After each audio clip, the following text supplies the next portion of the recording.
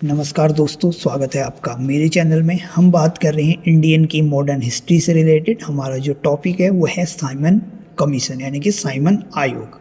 Simon commission आयोग क्या था, साइमन कमीशन वापस जाओ के नारे क्यों लगे, इसका विरोध क्यों हुआ और क्या इसके बारे में क्या पूरी जानकारी है, वो हम अपने इस टॉपिक में बात करेंगे। तो शुरुआत करते हैं कि साइमन कमीशन था क्या। तो साइमन आयोग 7 ब्रिटिश सांसदों का समूह था जिसका गठन 8 नवंबर 1927 में भारत में संविधान सुधारों के अध्ययन के लिए किया गया था। इसका मुख्य कार्य मॉन्टेग्यू चेम्सफोर्ड सुधार की जांच करना था। 3 फरवरी 1928 में साइमन कमीशन भारत आया। भारतीय आंदोलनकारियों ने साइमन कमीशन वापस जाओ के नारे लगाए और जमकर विरोध किया। साइमन कमीशन के विरुद्ध होने वाले इस आंदोलन में कांग्रेस के साथ साथ मुस्लिम लीग ने भी भाग लिया।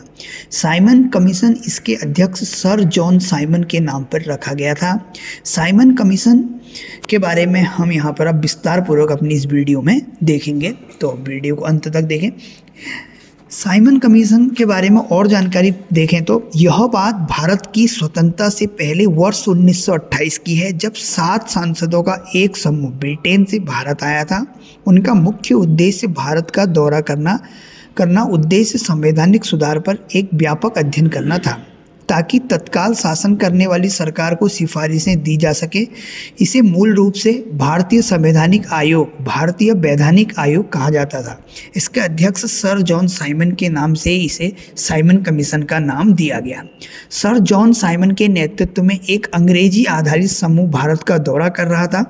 साइमन कमीशन के इन प्रतिनिधियों ने जमीन पर लहर प्रभाव पैदा किया। जवाहरलाल नेहरू, गांधी, जिन्ना, मुस्लिम लीग और इंडियन नेशनल कांग्रेस जैसे प्रसिद्ध राजनेताओं से मजबूत प्रतिक्रियाएं देखी गई। अब बात करते हैं साइमन कमीशन को क्यों लाया गया। साइमन कमीशन क्यों लाया गया, इसके लिए महत्वपूर्ण जो बिंदु हैं उन पर डिस्कस करेंगे। पहला है, ब्रिटेन की लिबरल सरकार उस समय भारत में आयोग भेजना चाहती थी जबकि देश में सांप्रदायिक दंगे जोरों पर थे और भारत की एकता नष्ट हो चुकी थी। सरकार चाहती थी कि आयोग भारतीयों के सामाजिक तथा राजनीतिक जीवन के विषय में विचार लेकर लौटे।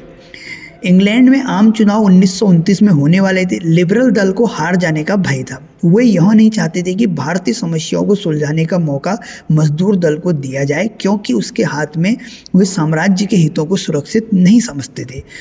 स्वराज दल ने सुधार की जोरदार मांग की। ब्रिटिश सरकार ने इस सौदे को बहुत सस्ता समझा, क्योंकि इससे यह संभावना थी कि यह दल आकर्षणहीन हो जाएगा और धीरे धीरे उसका अस्तित्व समाप्त हो जाएगा। कीथ के अनुसार भारत में जवाहरलाल नेहरू और सुभाष चंद्र बोस के नेतृत्व में युवक आंदोलन के प्रदुभाव के कारण ब्रिटिश सरकार ने यथाशीघ्र राजकीय आयोग को नियुक्त करना उचित समझा। हम बात करते हैं साइमन कमीशन की प्रमुख विशेषताएं क्या थी। तो यहाँ पर पॉइंट टू पॉइंट बात कर रहे हैं। यह भारत सरकार की अधिनियम 1919 के तहत था। द्वैत शासन पेश किया गया था। 10 वर्षों के बाद कार्य आयोग नियुक्त करने के लिए दोहरा शासन प्रबंध बनाया गया, जो निर्धारित प्रगति की समस्या कर सकता है और निर्धारित उपायों से काम कर सकता है। द्वैत शासन आधारित सरकार के खिलाफ मजबूत प्रतिक्रियाएं थी। राजनीतिक नेता भारतीय जनता सुधार के खिलाफ हथियार उठा रहे थे। भारतीय नेताओं को यह सुधार करते हुए बाहर रखा गया था। इससे सरकार न्याय और एक तरह के अपमान के रूप में देखा गया। यह लॉर्ड बिरकेनहेड था जो साइमन कमीशन को तैयार के लिए जिम्मेदार था। क्लेमेंट एटली जो साइमन कमीशन में मुख्य सदस्यों में से एक थे, 1947 में भारत की भागीदारी के समय ब्रिटिश प्रधानमंत्री के रूप में प्रमुख व्यक्ति थे। कोई भारतीय नियंत्रण नहीं था, सभी महत्वपूर्ण शक्तियां अंग्रेजों के हाथ में थी। भारत ने इस आयोग को भारतीय जनता पर एक मुख्य अपमान और धब्बे के रूप में लिया। साइमन कमीशन तब हुआ जब भारत राष्ट्रीय आंदोलन एक ठहराव और दिशाहीन था। उन्होंने वर्ष 1927 में मद्रास में आयोग का बहिष्कार किया। जिन्ना की मुस्लिम लीग ने सूट का पालन किया। कुछ गुटों और दक्षिण की न्याय पार्टियों ने आयोग का समर्थन किया। अंत में वर्ष 1928 में बड़े पैमाने पर प्रदर्शनों और हंगामों के बीच साइमन कमीशन भारत में उतरा। लोगों ने गो साइमन गो और गो बैक साइमन के नारे का सहारा लिया। लाहौर अब पाकिस्तान में लाला लाजपत राय ने आयोग के खिलाफ कड़ा विरोध प्रदर्शन किया। उसे भी नहीं बख्शा गया, उसे बेरहमी से पीटा गया। अब बात करते हैं साइमन कमीशन के क्या सुझाव थे। तो प्रांतीय क्षेत्र में विधि तथा व्यवस्था सहित सभी क्षेत्रों में उत्तरदायी सरकार गठित की जाए। केंद्र में उत्तरदायी सरकार के गठन का अभी भी समय नहीं आया है। केंद्र विधानमंडल को पुनर्गठित किया जाए, जिसमें एक इकाई की भावना को छोड़कर संघीय भावना का पालन किया जाए। साथ ही इसके सदस्य परोक्ष पद्धति से प्रांतीय विधानमंडलों द्वारा चुने जाएं। अब बात आती है साइमन गो बैक क्या था। प्रसिद्ध नारा साइमन गो बैक को पहली बार लाला लाजपत राय ने कहा था। फरवरी 1928 में साइमन कमीशन को लेकर कई विरोध प्रदर्शन हुए। लाला लाजपत राय ने उस महीने पंजाब की विधानसभा में आयोग के खिलाफ एक प्रस्ताव रखा। गांधी जी आयोग के समर्थन में नहीं थे, क्योंकि उनका मानना था कि भारत के बाहर कोई भी भारत की स्थिति का न्याय नहीं कर सकता। कांग्रेस पार्टी और मुस्लिम लीग ने आयोग का बहिष्कार किया। हालांकि दक्षिण में जस्टिस पार्टी ने सरकार का समर्थन किया। विरोध प्रदर्शन में लोग साइमन गो बैक का नारा लगा रहे थे। अक्टूबर 1928 में जब आयोग लाहौर, अब पाकिस्तान में है, पहुंचा तो लाला लाजपत राय के नेतृत्व में एक विरोध प्रदर्शन ने आयोग के खिलाफ काले झंडे लहराए। स्थानीय पुलिस ने प्रदर्शनकारियों को पीटना शुरू कर दिया और श्वेत पुलिस अधिकारियों में से एक ने लाला लाजपत राय को बेरहमी से पीटा। वह गंभीर रूप से घायल हो गए और जल्द ही उसकी मृत्यु हो गई। अब बात करते हैं साइमन कमीशन की सिफारिश क्या थी। प्रांतों में प्रशासन की डायरिया प्रणाली को समाप्त कर दिया जाए और इसके स्थान पर प्रतिनिधि सरकार स्थापित की जाए। इसने सिफारिश की कि अलग अलग मतदाता तब तक बने रहें जब तक कि सांप्रदायिक हिंसा और तनाव कम न हो जाए। सांप्रदायिक घृणा, दरार और इंटरनेट सुरक्षा बनाए रखने के लिए राज्यपाल की विवेकाधीन शक्तियां दे दी गई। यह सिफारिश की गई कि विधान परिषद के सदस्यों की संख्या बढ़ाई जाए। सुधारों ने समान रूप से सुझाव दिया कि कमीशन को भारत सरकार अधिनियम 1935 में शामिल किया गया था। उच्च न्यायालय पर पूर्ण नियंत्रण रखने के लिए भारत सरकार का पूर्ण नियंत्रण होना चाहिए।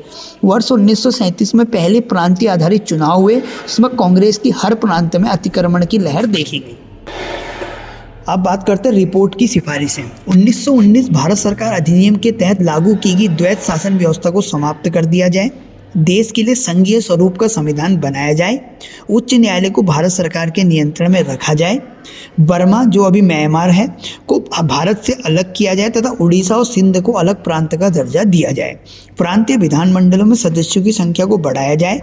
यह व्यवस्था की जाए कि गवर्नर और गवर्नर जनरल अल्पसंख्यक जातियों के हितों के प्रति विशेष ध्यान रखें। हर 10 वर्ष पर एक संविधान आयोग की नियुक्ति की व्यवस्था को समाप्त कर दिया जाए। मताधिकार और विधानसभाओं का विस्तार किया जाए। संघ शासन की स्थापना की जाए। सांप्रदायिक प्रतिनिधित्व को पूर्णतः जारी रखना चाहिए। केंद्र क्षेत्र में अनुत्तरदायी शासन होना चाहिए। केंद्र व्यवस्थापिका का पुनर्गठन होना चाहिए। बेहतर भारतीय परिषद की स्थापना होनी चाहिए। अब बात आती है साइमन कमीशन में आयोग के सदस्य। साइमन कमीशन की नियुक्ति ब्रिटिश प्रधानमंत्री ने सर जॉन साइमन के नेतृत्व में की थी। इस कमीशन में 7 सदस्य थे, जो सभी ब्रिटेन की संसद के मनोनीत सदस्य थे। यही कारण है कि इसे श्वेत कमीशन कहा गया। साइमन कमीशन की घोषणा 8 नवंबर 1927 ईस्वी को हुई थी। इसमें जो सदस्य थे, Sir John Simon Spen Valley के सांसद Liberal Party, Clement Attlee Limehouse के सांसद Labour Party, Harry Levy Lawson Liberal Unionist Party, Sir Edward Cecil George Cadogan Finchley के सांसद Conservative Party, Vernon Hartshorn Ogmore के सांसद Labour Party, George Richard Lane Fox Barkston Ash के सांसद Conservative Party, Donald Steel Palmer Howard Cumberland North के सांसद। Simon commission का उद्देश्य और प्रभाव। अब इसके बारे में, इसका जो मुख्य लाभ है वो भारतीय राष्ट्रीय कांग्रेस के प्रति दिशाहीन था। इसका मुख्य उद्देश्य देश के सामाजिक ताने बाने को तोड़ने के लिए सांप्रदायिक भावनाओं को बढ़ाना था। यह भारतीयों को शासन की शक्तियां प्रदान करने की प्रक्रिया में देरी करना चाहता था। वे क्षेत्रीय आंदोलन का प्रचार और समर्थन करने की कोशिश कर रहे थे, जो देश में राष्ट्रीय आंदोलन को स्वचालित रूप से निपटा सकता था। अब बात करते हैं साइमन कमीशन का परिणाम क्या रहा। कई सिफारिशों के अलावा उन्होंने जल्द ही महसूस किया कि भारत के शिक्षित क्षेत्र पर पूरी तरह से परिवर्तनों को स्वीकार नहीं कर रहा है। इसलिए उन्होंने भारतीयों को बेहतरी के लिए कुछ बदलाव या सुझाव दिए। कमीशन के परिणाम स्वरूप भारत सरकार अधिनियम 1935, जिसे भारत में प्रांतीय स्तर पर जिम्मेदार सरकार कहा जाता है लेकिन राष्ट्रीय स्तर पर नहीं, यह लंदन के बजाय भारतीय समुदायों के लिए जिम्मेदार सरकार है। 1937 में पहले प्रांतीय चुनाव हुए। और उन्होंने कई प्रांतों में कांग्रेस सरकार बनाई। तो ये था इसका जो रिजल्ट निकल के आया कि हुआ क्या, साइमन कमीशन का परिणाम क्या निकला, वो ये था। Thank you.